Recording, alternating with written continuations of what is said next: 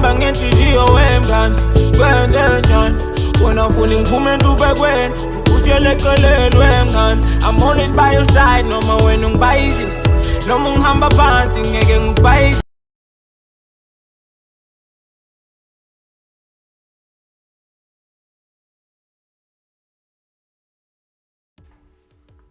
So the first thing I want to talk about is GBV. I know, right, a complete left from the things that I usually talk about, but I feel like this is very important in the current climate that we're in. So recently, governments has just approved 3 bills that are going to assist in alleviating the current GBV that we face in the country.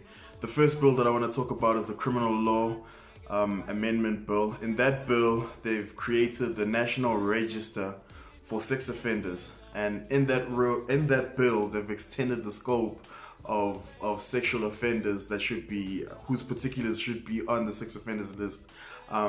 Previously it was just people who committed sexual crimes against children and I believe disabled people. Now currently they've extended the scope to all sexual offenders, and they've also extended the time that you remain on that list.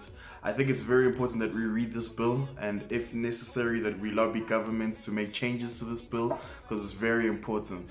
The one critique that I may have about this bill is that, you know, despite the fact that the law might be sound, the implementation of the law needs to be sound too. So this is a comment on our police and our judicial system also in the way that they handle this. But however, this bill has gone a long way to combating GBV. The second bill is the Domestic Violence Amendment Bill.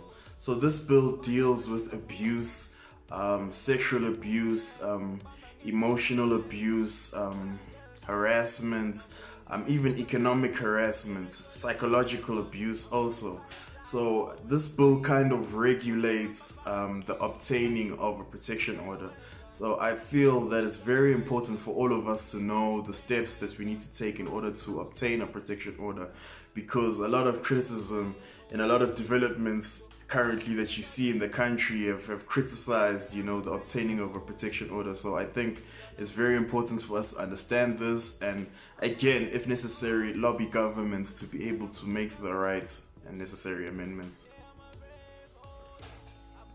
The third bill relates to the Criminal and Related Matters Amendment Bill.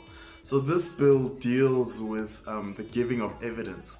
So as you probably know, is that one of the challenges with GBV and the crimes of GBV is coming forward and being able to tell your story. This bill then deals with that, is that you don't necessarily have to give your evidence in a criminal court under all of those pressures. It allows you to give evidence through intermediaries. So it's very important that we look at this bill, because this is something that I think is very important as far as the fight against GBV, that women and just people in society are able to give evidence without that public scrutiny, whilst also protecting the rights, maybe protecting is the worst word, but keeping the rights of the offender for him to allow to cross-examine and all those types of things. So looking at this amendment bill, I think it's very important that we do that, and again, if necessary, lobby government to make amendments. So on the 4th of June 2021, the president of the country, President Cyril Ramaphosa, was speaking in front of the Black Management Forum, and he was talking about how we need to make the economy, the rebuilding of the economy, better and blacker, right? And you've already seen from the finance minister, you know, that after the Supreme Court of Appeal sets aside the BBBEE regulations, he's approached the Constitutional Court to then change that order to set aside the BBBEE regulations. That's the Preferential Procurement Policy Act that prefers BE candidates over other candidates when it comes to procurement.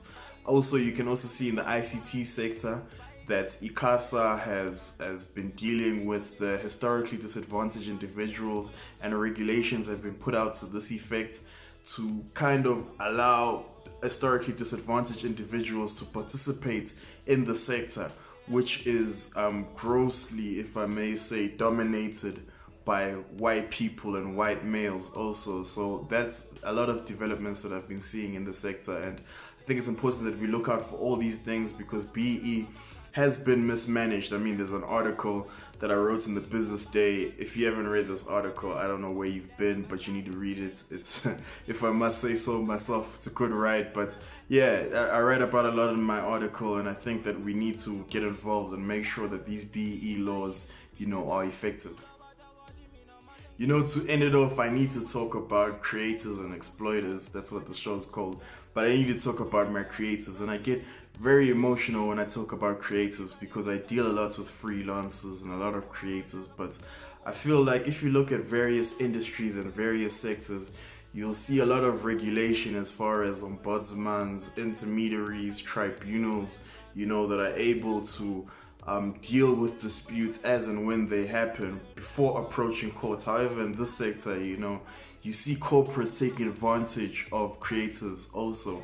But then again, you know, it's almost like corporates don't want to be regulated, creatives, don't want to be regulated. So it's kind of finding that balance of the regulation of the sector with allowing creatives to be creatives and not having to be bound by employment and all those types of things. And you know, this is something that I'm going to be tapping on a lot as far as the Copyright Law Act. I'll be discussing that because that's a very important development in our country, and also just the various bodies and organizations in the sector, the entertainment sector, that I feel are not doing enough in order to protect and help creatives.